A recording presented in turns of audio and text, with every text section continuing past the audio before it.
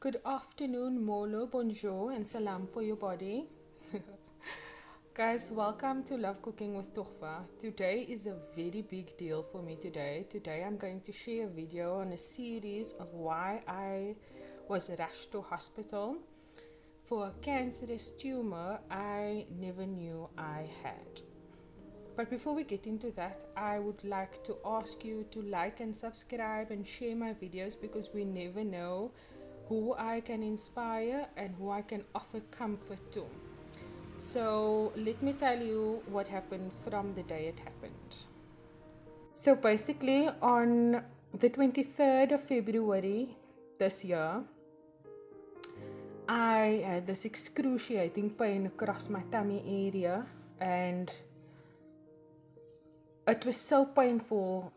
I found it hard to breathe. I couldn't get air in or out. And I immediately told my husband, can you please take me to the hospital?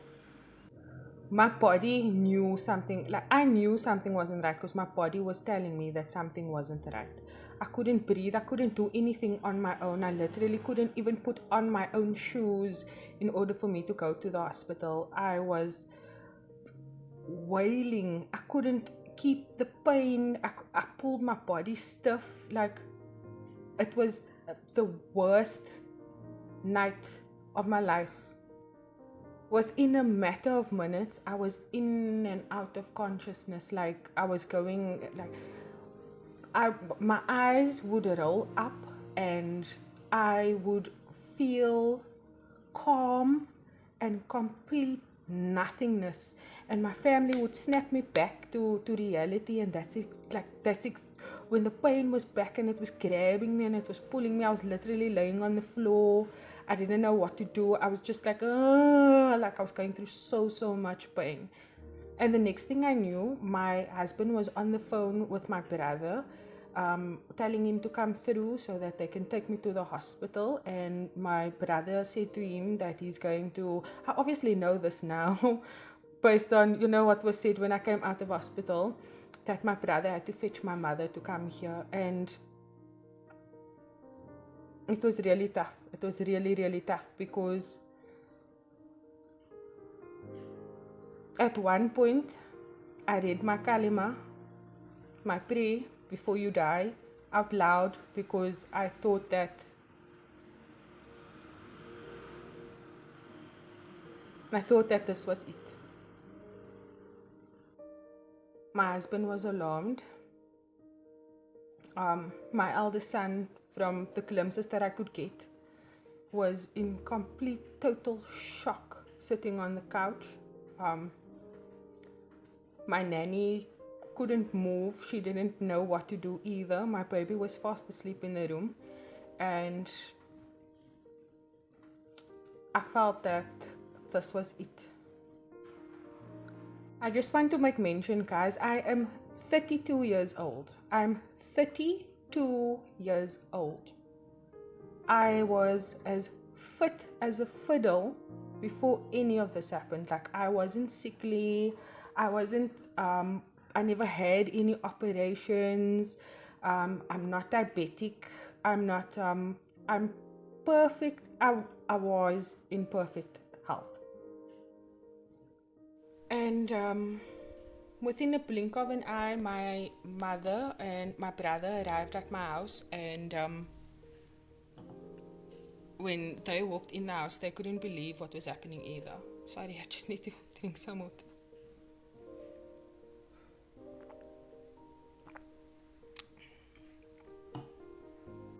And then when they got inside the house, they were completely shocked as well.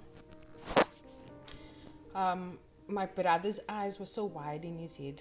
Like, I just told him, like, take me to the hospital. From what I could get out, I was like I was struggling to talk. And my husband and my brother had to carry me out the front door and all the way down to the gate. They put me into the back seat of my brother's car. On our way to the hospital is about 10 minutes away from our house. It felt like a day's trip, and I kept hearing Tofa, Talbuta, where's the pain? What's wrong? Stay with me, Tofa, don't go sleep. And my husband was patting on me so that I didn't go into the nothingness. And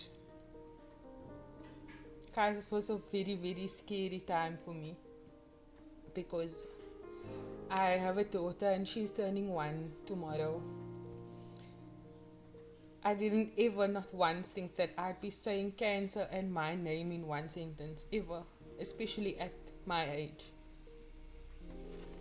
We got to the hospital. I couldn't speak. They put me in a wheelchair. They reeled me in. They immediately took me in for urine and blood testing. And my brother obviously saw that they marked me code red. They put me on so much painkillers, morphine and tramadol that was on a drip, and they put me on there. And the doctor came rushing in and he's like, look, we need to take her for a scan so that we can see what is going on in the tummy area. So they take me upstairs into, you know what, it looks like that machine in the movies where they put your whole body through. So I was literally in that. And they were scanning. I was in so much pain. I was just wailing and, you know, trying to get air in and out. And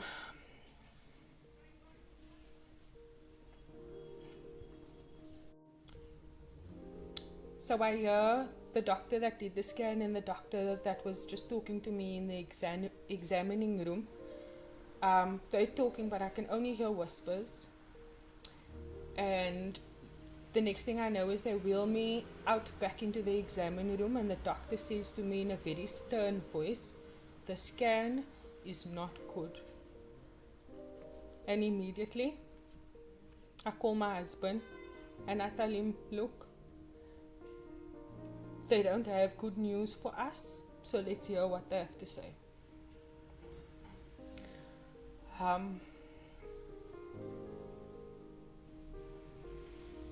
So my husband and I are waiting for the doctor, and the doctor comes in and the doctor says, look, your ovary ruptured and you have internal bleeding.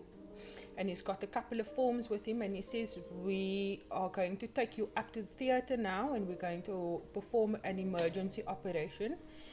And he asked my husband and I, look, do you guys have any kids? Because if it's a situation where they need to remove my womb, do they just want to go ahead? And my husband's like, look, whatever is going to save my wife's life, do what needs to be done. 1, 2, 3. They wheel me upstairs. I go upstairs and there's a doctor. Let's call him Dr. Sleep. And he addresses me and he says to me, look, I'm going to make you to sleep. We're going to perform surgery on you. And then in that time, another doctor comes. I'll call her Dr. Shiro. She came to me and she opens my file and she pages through my folder, and she says to me, look, basically from what I understood was I'm going to do everything that I can do to save your life and make sure that you are okay. They take me into a theater, and sorry guys, it's very, very hard. They take me into theater and they make me to sleep.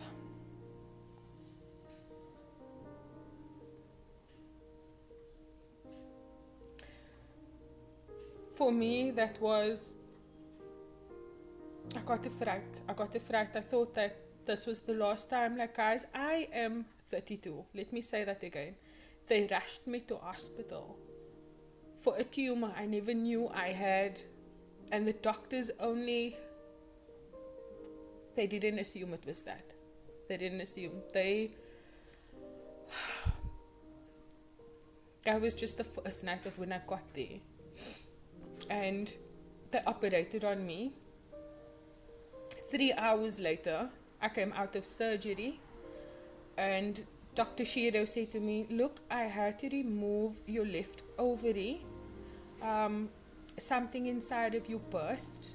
I'm not sure what it is, but it looks like a cyst, and I've sent it away to be tested And as soon as I get the results, I will sit down with you and I will let you know what it is. Guys, that was basically what happened, you know? And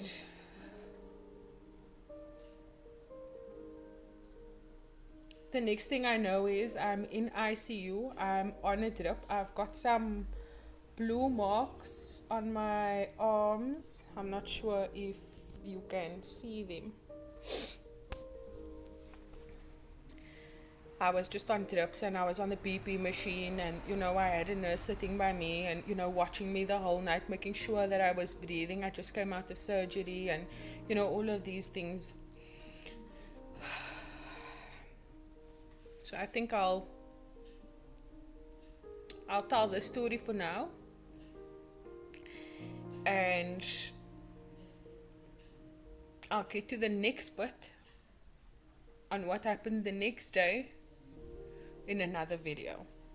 Guys, please don't forget to like, to subscribe, to share my videos, to it is something that happened that I feel I was given the opportunity for a second chance. I thought I'd share my journey with you guys online to get your full support.